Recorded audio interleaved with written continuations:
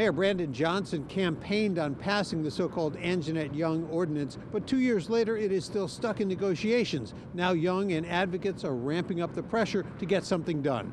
6 years since I stood before officers, crying, pleading, afraid, only to be ignored.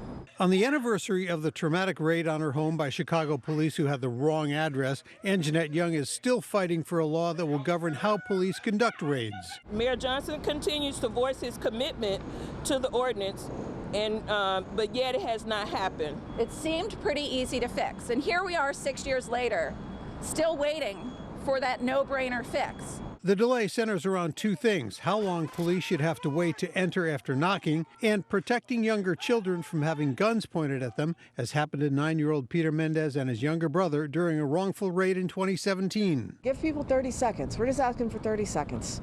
We think it is unconscionable to have to fight to ask somebody to not point guns at children. But while language in the Anjanette Young ordinance is still being worked out, a bill has been filed in Springfield to ban no-knock raids for low-level offenses and require a 30-second delay. But from the police perspective, mandatory delays are not practical or safe. Anthony Riccio is a former first deputy superintendent of Chicago Police. By giving somebody inside the apartment 30 seconds before you enter, you're giving them time to either dispose of evidence or hide the evidence. It also poses a danger to officers by giving someone inside time to arm themselves. They can get a gun, they can get a knife, they can get some other kind of a weapon.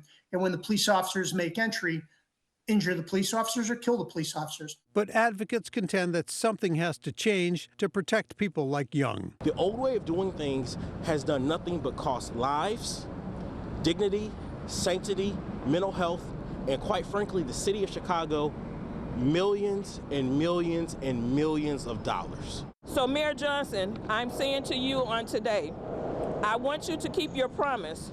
We deserve a better, stronger, and safer Chicago, and that includes police accountability. Young says she is not confident that an ordinance will get passed anytime in the near future, but she says she is confident she will stay at the negotiating table until it does. Watch breaking news on YouTube. Subscribe to ABC7 Chicago Eyewitness News.